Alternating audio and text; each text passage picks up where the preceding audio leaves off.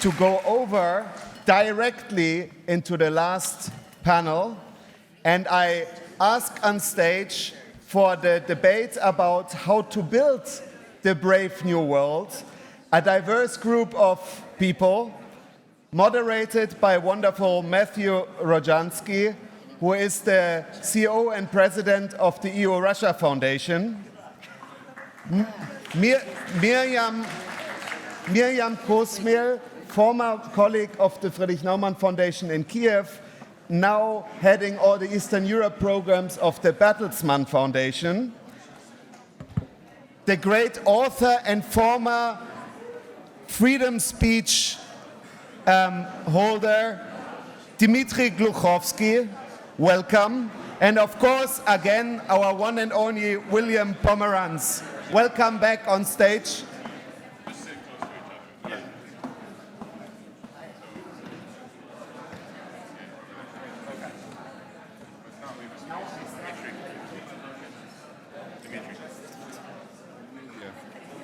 Let's not leave a space, just all together for the photos. Okay. So Julius. Hello? Julius, I should start. Okay. Can you hear me? Yes? Ladies and gentlemen? Дорогие дамы и господа. Matthew, we hear you loud and clearly, but not everybody tries to hear you in the moment. Yeah, can everybody who wants to continue the conversation loudly do it outside or sit down so we can hear the panel? Thank you very much.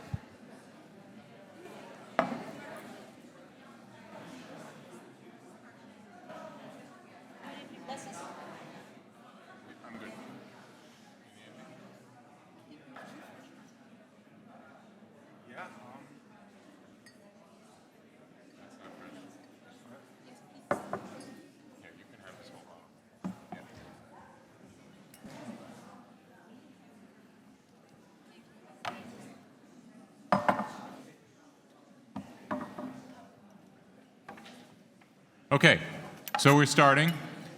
Thank you, everybody. I know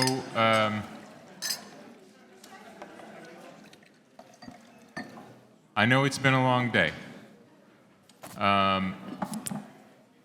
We will get us back on schedule. Luckily, there are only 3 speakers. I'm not one of them. My job is to move us through. And what I did when I first thought about this panel was come up with a long, long list of questions about what could be this brave new world after the end of empire. And then I talked to my dear friend and longtime colleague, Dr. Pomeranz, and he told me about the speech that he had prepared, and we mutually decided to throw both of them out the window. So instead, as I was walking up the stairs just a few minutes ago, I asked Dmitry what he wanted to talk about, and he said science fiction, and then something about artificial intelligence, and that gave me the idea, which of course all lazy moderators everywhere have used before, which is to ask ChatGPT. So ChatGPT tells us that after the end of Russian Empire, possible scenarios could include increased regional autonomy, we already covered that, shifts in global power dynamics, we kind of covered that, geopolitical realignments, same thing. But it ends with this very profound statement that the ultimate shape of the world would be uncertain and dependent on future events and decisions. So thank you very much, ChatGPT. Instead, we've gathered a brilliant panel today. And what I want to do is just pose a pointed question to each of them about what I think different pieces of the human story can bring to the table in the future of this brave new world, which hopefully will not be quite as depressing as the novel of that name. So I'll start with you, Miriam. And since we are, after all, sitting here in Europe, the question I have for you is when you look at a global lens, so beyond the Russia and Ukraine conflict and beyond the oppression within Russia, when you look at the future of the world, how do you think about the role that the European Union and European institutions will play in making that a place where something like what has happened here in Russia and Ukraine in the last decades won't happen again? Okay, tough question.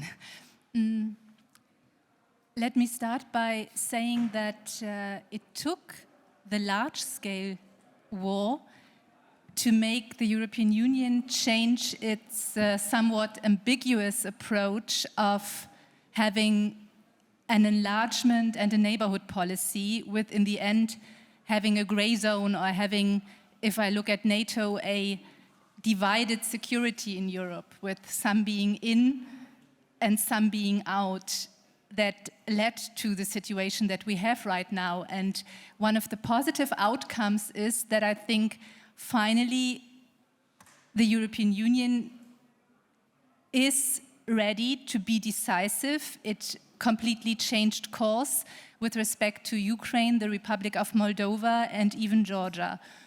That is good. What is tragic is that it comes at a moment of increased geopolitical rivalry where Europe or the EU itself struggles to defend itself, to get out of own interdependencies, and to have, this is what we started the day with, agency. Or as some previous speaker from the European Commission said, empowerment. I could also come with strategic autonomy, sovereign Europe, and so on. So what does it mean? We heard in the security panel that it doesn't work very well because without the Americans, Ukraine would not have been able to defend itself. I should also name the UK. For now, the EU's might is in geoeconomics. And even in geoeconomics, we have to sadly say that there is China that already pre-war took a more and more relevant role in the EU's neighborhood. So you could say that in geoeconomic terms, Russia is rarely a rival to the EU, but China certainly is. And I could go further and say actually it's a very good cooperation where you have Russia militarily pressuring the EU's neighbors, and you have China backing Russia in geoeconomic terms. I was in Georgia last week, and I was reminded that Georgia just concluded, to the surprise of many Georgians, a geostrategic agreement with China, which is causing political upheaval, which is tragic because this comes at a moment where the European Commission has, in its opinion, recommended to give Georgia candidate status if it overcomes the own political polarization. So again, we have a situation where the EU has to prove, I think, in its neighborhood, whether empowerment, agency, these words we had this morning, whether this is serious. Maybe I stop here. So, Will, you spoke this morning about, or rather led a conversation about using law for accountability, which seems like it's part of a foundation of a future order, but law also doesn't work without institutions.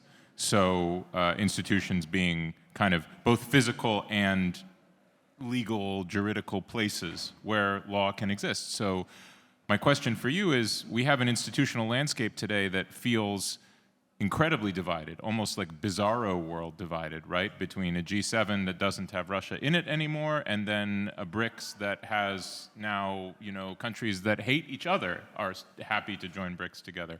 So what is the international and even, in fact, the domestic institutional landscape for a better future world after this? Well, the question going forward really is, how does Russia reintegrate into these global institutions? And my initial response is with great difficulty. They're not going to be invited back to the Council of Europe. They're not going to be invited back to the European Court of Human Rights. They're not going to be part of the SWIFT banking system. I don't see Russia really getting a return ticket back to these institutions at all. The irony is that Russia is actively creating new institutions that it thinks it can control. So you mentioned the BRICS and the attempt to add several new members to the BRICS, but the BRICS is not a solid foundation for Vladimir Putin because he can't travel to several of the countries of the BRICS. So we just found out that he couldn't go to South Africa, he can't go to Brazil, and so that institution is something that he really can't control. And indeed, the only country that is providing the resources for the BRICS is China. There's also the question of the Eurasian Economic Union, which he basically tries to say has all the advantages of free trade. And yet Putin and Russia is not engaged in free trade. Indeed, it has been excluded from free trade agreements and other institutions. So Russia is not going to be able to use an institution like the Eurasian Economic Union to reintegrate into the global economy. There just was the meeting in Bishkek of the Commonwealth of Independent States, and I was surprised to learn that the flags of Georgia, Ukraine, and Moldova still fly at the CIS gatherings because they technically have not decided to exit that organization. So from what I see is that Russia is trying to recreate institutions that it can control that are similar to Western institutions, but do not have the institutional legacy and history that it can provide a tool for Russia to increase its economy and grow further. Dmitry, it's fitting that I would come to you last on the last panel of the day because we opened with Alexander Rojansky last night giving a brilliant lecture in Ukrainian about the role of culture. But it was largely about the role of culture in the problem before us now. And I would ask you to think not only about culture and not only about now, but in the longer term. You have a play now in London, The White Factory, about the Holocaust, and the key message after the Holocaust was, we couldn't have imagined that this would happen, then it happened, it should never happen again. What is it that we need to imagine? What is it about human imagination, ingenuity, and creativity that is needed in order to envision something different for a better future after this last gasp of Russian Empire?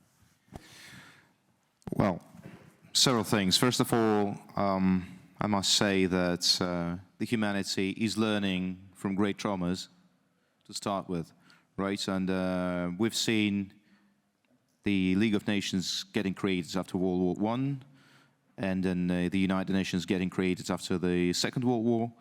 And then definitely, I would say I'm keeping certain optimism because I think that overall, globally, we're living now in a less violent world that we used to live in. And after the greatest bloodsheds and bloodbaths of the First and Second World War, still this war that we're witnessing, it is completely abominable, of course, but it's still much less catastrophic, I would say, than it used to be. And then I'm sure that when this war is going to be over, lessons will be learned, right?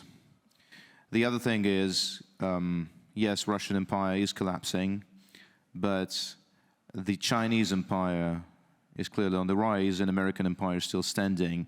And we're going to see the two empires, the liberal American empire, the trade empire, so to say, basically, that is ensuring its world dominance, including using the means of military influence and presence, and the Chinese empire that clearly has colonial ambitions carried out through trade means and financing rogue states and, you know, hiding behind the backs of the rogue states. This is something that we're going to see colliding potentially in the decades to come. Now, are we going to be able to learn from the tragedy of Russo-Ukrainian war? Russia is probably not going to withstand that experience because it definitely will be coming out of it severely weakened, and then very likely a vassal of the up-and-coming Chinese empire that it will be relying on financially and economically, and especially in terms of technology.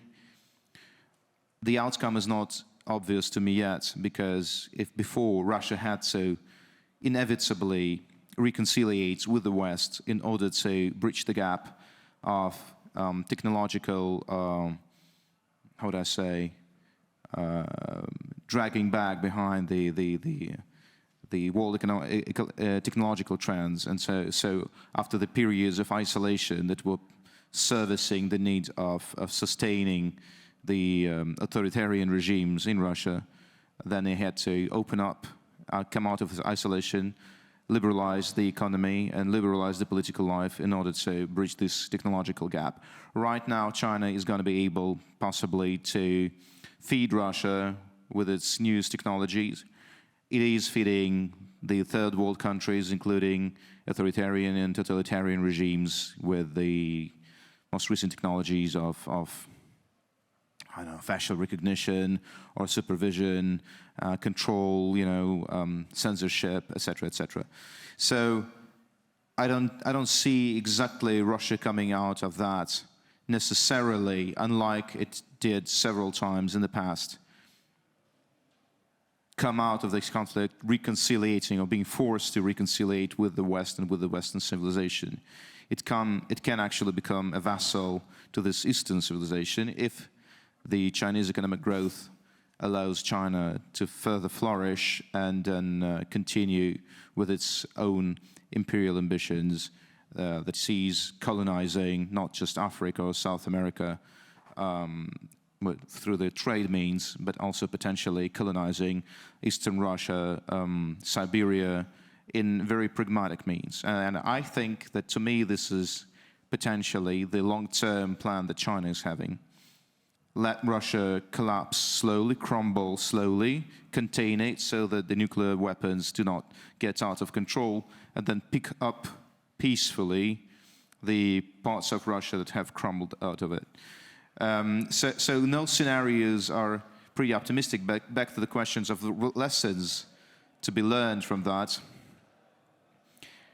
I think that's sadly the only thing that still keeps the world from degrading and escalating into a new world war are the nuclear weapons. And this is the dynamics, like this is the realpolitik. And this is something that we have to follow with the most attention, you know. The dynamics of spreading and controlling of nuclear weapons are actually the dynamics that are defining the willingness and then the aversion from escalating this still regional conflict, even with the presence and participation of global players, into a really hot one, you know, and a global one, like a nuclear one.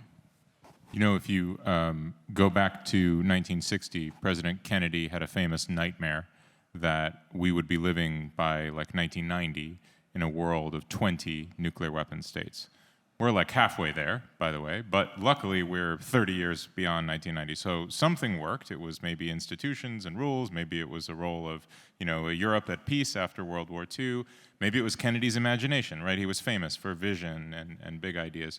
But if you go another 40-some years back, there was a moment of tremendous vision that certainly began in Europe and had its apogee in a particular period of the revolution in Russia. I'm always fascinated by this. The revolution's not one thing. The Bolshevik coup is something, right? And there are other parts of the story of the revolution. There was a moment where it felt like events happening in Russia, in at that time the Tsarist Empire, could actually be the beginning of a new world for all of humanity, for all of the injustices of the early 20th century and the late 19th century. So I want to ask a naive and ambitious question, which is, in the wake of the inevitable collapse of this, unmanageable and evil system after what it has done, is that type of possibility something that could actually happen again? And could it be stewarded along in that path by the types of factors that we have been talking about, right? Including what you just brought up, Dmitry, which is, you do have China on the outside, right? But that could cut both ways. You also have 1 billion Chinese people who may not very much like the way that their regime is treating them and is looking at Russia and is looking at Taiwan, et cetera. So maybe you start. Yeah, I think that overall we still see an undeniable trend towards humanization, like moving towards greatest humanity, humanism, liberalization overall, although it's clear totally that it goes like a pendulum, right, and goes left and right, and it's recalibrating. But we are finding ourselves in a more humane world, even if now there is a certain retraction, and then right now it might be seeming like the world is going back into some kind of obscure Middle Age kind of atrocities, fields, events, and then it seems to be like a bigger trend. But I'm pretty certain that it's just a certain return after which we will still move forward, right? And then the information is spreading, and yes, the free spreading information can be abused by state propaganda machines in order to make people actually dumber, disinforming them, misinforming them, and then manipulating them. But still, I think that overall, if we look at the history of the mankind, it's totally undeniable that the longing for rights, freedoms, and dignity. And I must say that actually, in Russia, the first time that people can actually start appreciating this is now, when they understand that not having rights means being thrown away to the meat grinder of the front line without being able to resist or defend yourself against it. Freedom means the freedom to move outside of Russia. And the dignity means that basically you can be respected by that state, by this judiciary system, etc., etc.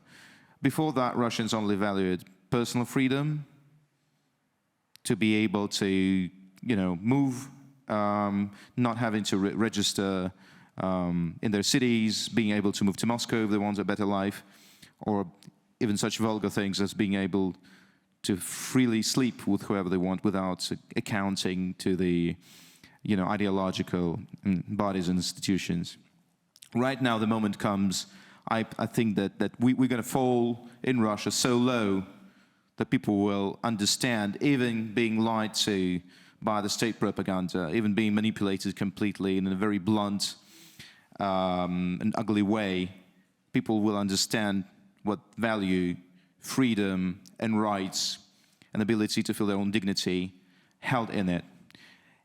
So will happen inevitably with China.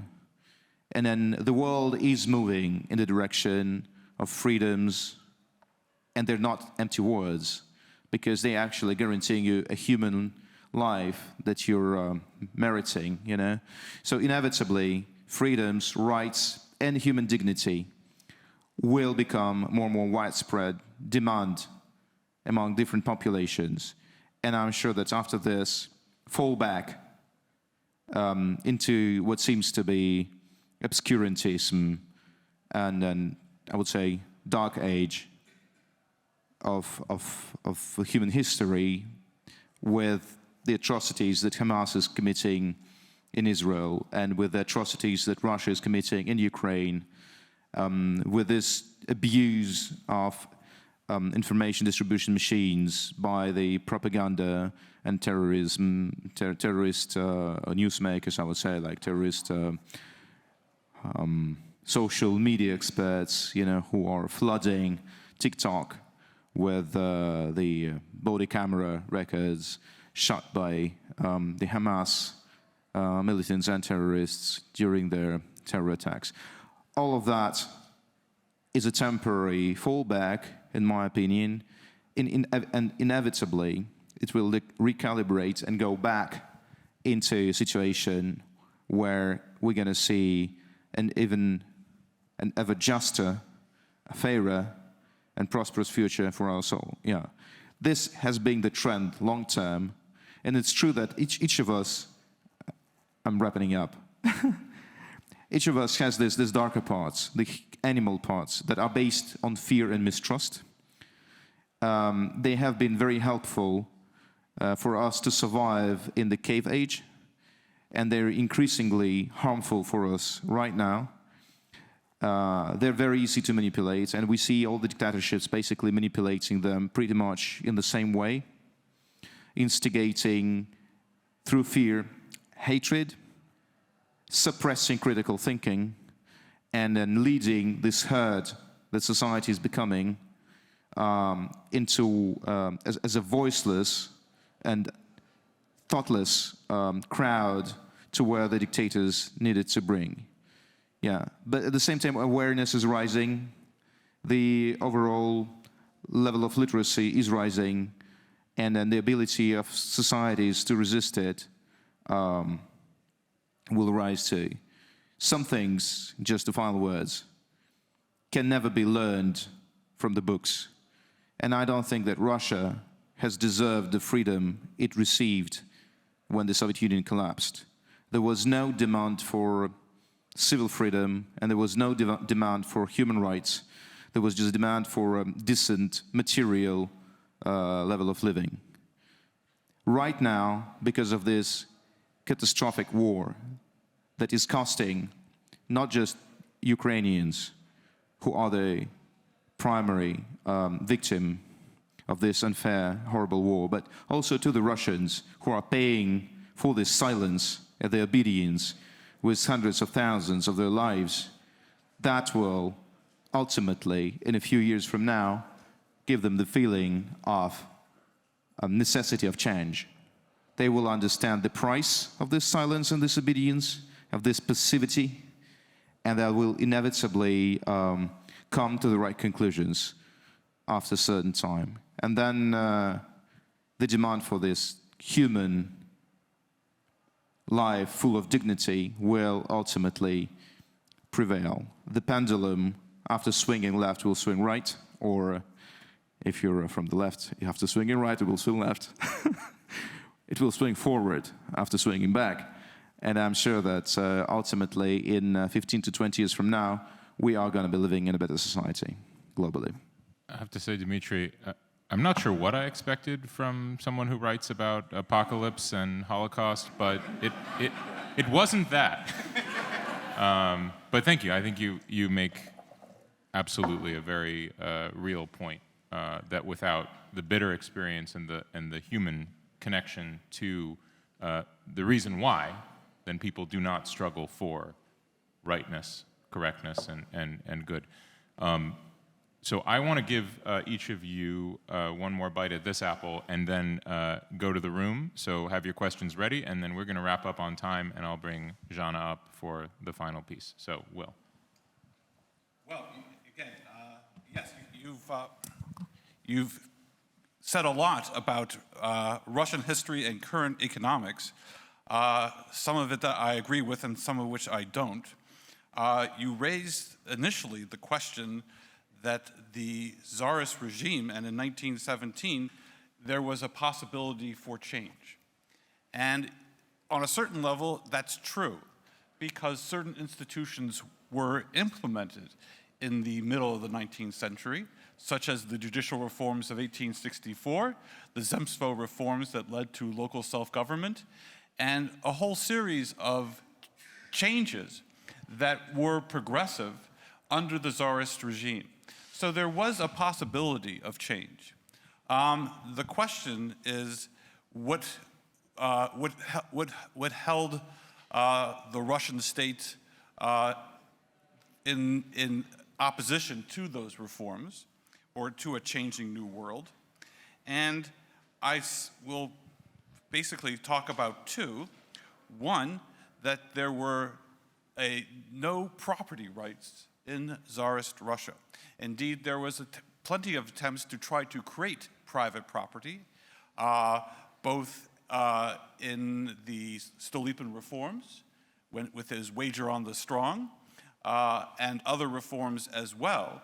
But private property was never seen in Tsarist Russia as a fundamental civil right. And therefore, the ability for Tsarist Russia to change and to evolve was limited going forward. The other issues that you raised was that there was no demand for human rights at the end of the Soviet Union. I would disagree with that. And I would disagree with that because of all the very courageous human rights institutions that emerged after the end of the Soviet Union, whether it be Memorial, whether it would be the Glasnost Defense Foundation. A whole series of human rights organizations evolved after the end of the Soviet Union and were engaged in the changes in Russia. So I think that there was a possibility for a different human rights future at the end after the collapse of the Soviet Union. And there were institutions that were put into place to facilitate that change. And so I think that in light of the attempts to change Russia after the end of the Soviet Union, there was a better chance of actually implementing these human rights. And you had an ombudsman for human rights, you had prominent politicians, such as Boris Nemtsov, who was active in the advancing human rights in Russia. Russia became a part of the European Court of Human Rights. So I think that you are a little bit pessimistic as to what was possible after the end of the Soviet Union. And I'll stop there. Okay, Miriam, we'll go to you and then to questions from the room. As much as I would like to share your optimism, I don't think it's going to be that easy because you started by saying if Russia loses that war, we are not there yet. And I think it's very important to recognize why we are not there yet and that we are not there yet. I'm just sometimes afraid that we are asking too much of Ukraine because in the end, we are de-risking vis-à-vis China and kind of like expect that Ukraine, together with the US and of course our support as well, solves that Russia security problem and that Russia comes out so weak that we can build a new European security system, which we do not have right now. And if I get back to the Chinese-Russian cooperation, I don't think China, at least this is my impression, has an interest in Russia losing that war. For China, Russia is very useful as its junior partner. And China has been very successfully undermining UN institutions in the past years. So I look here at the title, Scenarios for a Brave New World.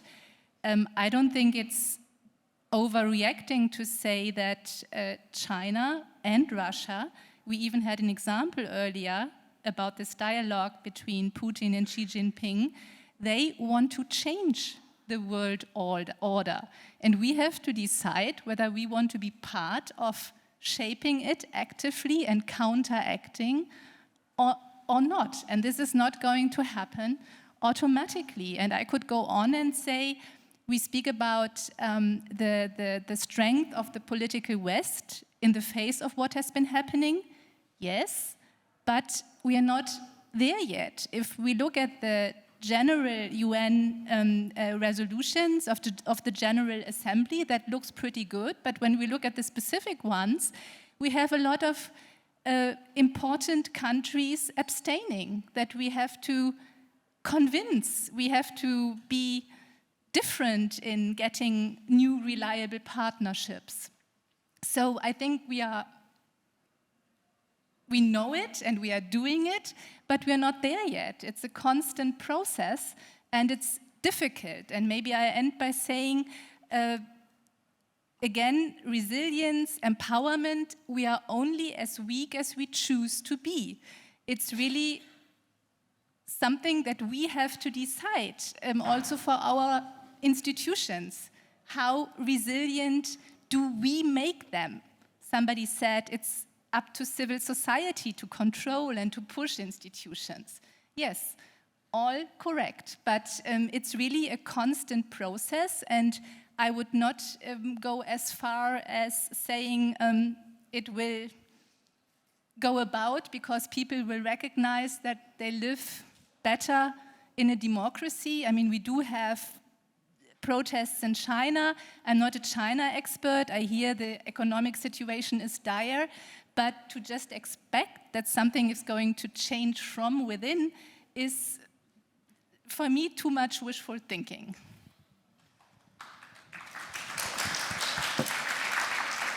All right. I'm going to go to the room. I think we have microphones. I just comment with Sergei Guriev in the room. I'm reluctant to say it, but I'll say it anyway, which is, it reminds me what you say about we're as strong as we wish to be. This argument that was made in recovering from the economic crisis, that the key is just mobilizing people, right? We have the resources if we want to have them. You don't run out, you need to just mobilize people. And that, I think, is the hardest thing for all of us, right? Is to stay mobilized in the face of what appears to be a crisis all around us, an endless one. But I don't see hands, so I'll keep going. Ah, I see one. There we go. And another, okay. Well, all right, we'll start here and then we'll go over there. Thank you. Lisa Wolfson, cultural anthropologist, media scholar, and activist of the grassroots initiative Demokratie Ja. And my question, thinking of this great, very positive vision of Dmitry Glukhovsky, the vision towards the vision of this moving towards freedom and dignity, I ask myself, how can we deal with the huge problems of social justice, of economical problems, and environmental problems? Thank you. You've been called out. Yeah, it's you, man. Yeah, so I think that we have to actually abolish the United Nations. I will replace it, right? Because three of the most important questions for the future I have to answer right now, okay? So regarding economic injustice, I think the biggest issue is that if you give, well, we've tried economic justice in the Soviet Union, it didn't work out. If you give just people even parts of welfare without prompting them to work, they just stop working. And that's the biggest issue about the economic justice. I think that it should not be independent from the efforts. Well, human psychology is so built that people want to be rewarded for the efforts, and then you have to try harder in order to be rewarded better. All in all, I'm sorry, I think that we are solving most of the issues when they become really urgent. So it was with the holes in the ozone layer, so it's becoming with the plastic, and so it's becoming, like, humanity is not capable of forward thinking, really. It only starts solving issues when they become really pressing, you know, the last moment pretty much, because people are easily distracted, and then they get, you know, carried away with some fashions and trends and etc., and people are easily manipulatable. People are not rational, with the exception of a few scientists here. The majority of humanity is being guided and stewarded by emotions and not the rational thinking. It's a big mistake to think of us as rational beings that can cold-bloodedly calculate things, you know. So I believe that I'm probably it's just my damned optimism, but I do think that such issues as social injustice is getting solved already, while the United States is slightly dragging behind. But it will have to, well, the social changes in Europe were brought about by the communist revolution in Russia, when the liberal governments or the capitalist governments in Europe, being scared of potential cost of revolution, started to introduce social guarantees and then raise the minimum wages in giving like more equal opportunities to people. Basically, it's in the face of a big threat that is imminent that people start moving and start doing things. I do believe that humanity is able of organizing itself in the crucial moments, and then issues such as climate change, probably it cannot be tackled as efficiently as it could have been if we had been able to think forward, but the efforts are being made already. Social injustice. And what was the third thing? Social injustice, ecology, and then what have I? So basically, I do believe that we have the ability of organize ourselves in the light of an imminent danger. Yeah, and then we are responding to the life threat, and then we are able to overcome our disagreements and unite when we have a common enemy. So this is functioning. Unfortunately, we're basically the cavemen that have some technologies and do not have the ethics to handle these technologies. But in the crucial moments, we're still able to unite and to find some better parts in us and overcome the fear and the paranoia and then act for the common well. You know, so yeah, we'll survive. We'll survive. Yeah, don't worry. Next question here. Hi, I'm Olga Oliker.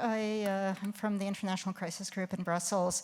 So I really like Dmitry Glukhovsky's vision of the wars that we're seeing right now as the last gasp of bad behavior.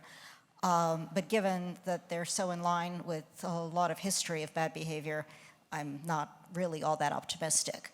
I also notice in a lot of the discussion, and this also is not new, that we talk this very transformative talk, right? That it's all going to be different. But the walk we walk is a very traditional security, traditional approaches walk. So, you know, I think this links to the previous question. I want to know if we really are able to think about this transformatively. Can we think about this, that if Ukraine wins, it's not just a war to end Russian neo-imperialism, it's a war to end neo-imperialism. That it's not a question of holding Russians and Russia accountable for aggression, it's about holding aggressors accountable for aggression. That if we aren't just thinking about how to secure the regional transatlantic, we're thinking about, indeed, the world as a whole and climate and massive movements of funds and reallocation of resources from the wealthy to the not so wealthy, not so that as a welfare program that they don't have to work, but as a system that is in fact more equitable and more resilient and could actually support, for instance, climate progress. But I see no real conversations about what that would take. I see debates about whether or not you can ramp up European defense spending fast enough to build ammunition. Now, I agree, that's the first step, but I kind of worry we're going to stop there, and I'm curious if you do too. I feel like that question, at least the last part, goes to Miriam, and then Will, I'll come to you. Olga, I couldn't agree more with you that in what are extremely challenging times, a lot more honest communication within our societies would be necessary to take people along, because it is also a question of social injustice, why we in Germany struggle with the party Alternative for Germany having a high a percentage in polls that we hardly imagined before. And we are, in comparison, I mentioned Georgia, a off-to-do democracy with more stable institutions to counteract such difficult transformations that are abused by populists. I mean, this is what democracy is about, to struggle and to have hard debates about such issues, but to include people. I cannot respond to all the issues you raised, but they are spot on. And I think because they are so challenging, we have to really all follow that approach to be honest about also what it means for us personally to cut back on whatever issues. And that is certainly in Germany not very much happening. Will? So I want to talk a little bit about the question of social justice. And basically, there has never been an ability to reconcile two different provisions in the Russian constitution. One that says that Russia is a social state, and one that says Russia is a rule of law state. And so this has been a source of real tension in Russia for the past 30 years. And Putin has used the idea of the social state to diminish the idea of the rule of law state. And he has consistently talked about social justice and social rights, but he has always done so in opposition to advancing human rights in the Russian Federation. So any new breakthrough of where Russia is going will have to reconcile these two notions somehow of civil rights and social rights, because at least in the 1993 Constitution, they were never able to do so. The second thing I want to talk about is how Russia can change. And I have looked at this new course on the Russian state that Putin has introduced and will now be in every high school and university going forward. And these new principles of statehood, that the most important thing of Russia is not only the notion of statehood, but a unified state. These are now the principles that are going to be taught to Russians for several years. And I really do fear that if this course is actually implemented and it doesn't become the problems of Marxist-Leninism, but people actually have to listen to this course, that there will be an emphasis on a historical notion of statehood that has never been compatible with civil society and the rule of law. Okay, and I think we have the last question we'll take here. I will start with a question to Dmitry. Are you sure that this we that you described, I'm Valeria Karableva at Charles University, that the we you described applies to the entire humankind? You know, just a second, I need to follow up with something, because my observation is I very much sympathize with these old ideas. I'm Ukrainian, I think that's very much what we are fighting for. Freedom, dignity, you name it, like whatever you said. But my observation is that what we are observing today is like radicalization or polarization, when we have like more radical positions, when some people are proactive, they value freedom and dignity and so on, and are happy like to take responsibility on themselves to tackle all the crises, including ecological and social inequality. But then there are other people who are very prone to take the responsibility off in exchange for prosperity and predictability, very much giving into this allure of this order, which I think Alexander Rojansky was speaking about yesterday. So that's my question, that it's not like a linear direction, that the entire humankind are marching together towards the brighter future, but that it could be more polarization.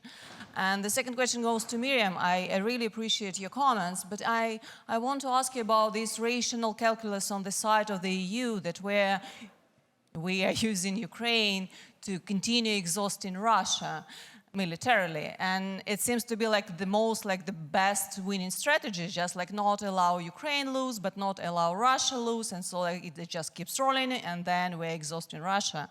But don't you think that actually the cost might be higher than you expect on the side of the EU, that all these rising utility costs and energy and everything causes like more social tensions inside the EU, and you will have like more radical AfD type of government winning elections everywhere? So it's not, so these long-term strategy could be not actually the best one. Thank you.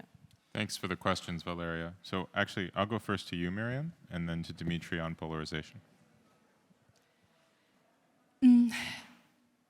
I think that it is, for now, certainly a new situation in that the EU is serious about recognizing its own need for reform. This is something that we haven't seen for many years. And in the end, I cannot predict what is going to happen. I hope that those member states that, as you know, are decisive will in the end go along, because they realize that this is the only way united and reformed to actually be a global actor, to have agency in impacting this world order we want to live in. I mean, it is up to us to influence our governments so that this happens. If we realize that the way we live here is dear to us, and if this is something we want to defend. Somebody this afternoon said he prefers to speak instead of autocracies versus democracies, of democrats versus autocrats, because there are also democrats in the autocratic countries. Yes, but we also have, as we all know, people that are not interested in defending our democracies in our democracies for whatever particular reason. And this is something we have to constantly counteract. I agree with you, it's probably also more difficult than before, because I again repeat something that has been said before, but very powerfully, I believe. We have so many communication platforms as probably never before, but it hasn't done our communication particularly well. The opposite is the case, because we communicate in bubbles. And I mean, even here, we are a very similar crowd of people. And it would be probably very good to repeat that with people who think differently, to get more people convinced of our cause. I'm sorry, I cannot give you a more specific answer. I think it's a process that we have to find our way in this more and more unpredictable world. That's how it is. It's more transactional. We have more regional powers, and we have to navigate and not lose sight of what we want to defend and how we want to live, what we want to preserve. Dmitry. Yeah, about polarization. Yeah, and about whether we all long for freedom. Maybe not necessarily all of us long for freedom, but every one of us longs for dignity and rights. Of that I'm totally certain. We are now in Berlin, in Germany, and we know that the German people, nation, state, culture, you know, after centuries of prosperous cultural and societal development, plunged into a decade and a half of total obscurantism, and that could not be rationally explained, right? It was a just emotional state. And then we've seen Germans committing some of the world's most, horrible atrocities, and then they slowly got cured. And then we've seen Northern and Southern Korea going different ways, and one of the nations, becoming very freedom appreciating, the other now like the most reminding us of slavery, of all the other state models available. So I believe that humans are very similar. They're totally the same. Cultures can be different, political cultures can be different, political traditions can be different, the ways of manipulation of the national political culture and societal culture are pretty much the same.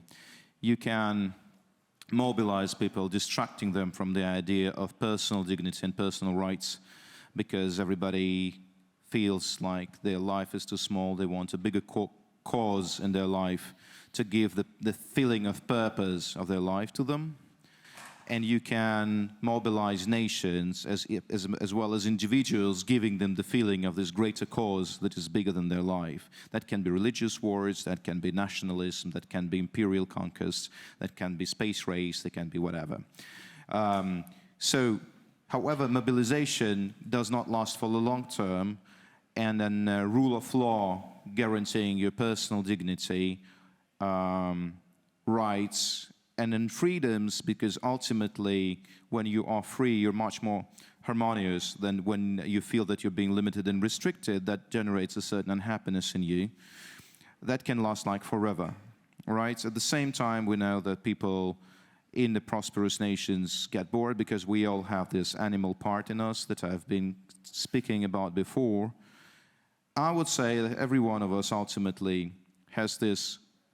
It's not even human versus animal, because rats have possibilities of sacrificing themselves in order to save the other rats from immortal danger just because of being altruistic. The animals have that as well. Every one of us has the selfish part, the aggressive part, and then the altruist part, and then the longing for the good thing part, and then it's obligation of every wise political system and political administration to stimulate these parts in humans that are towards altruism, collaboration, suppressing the enmity, suppressing suspicion, and then suppressing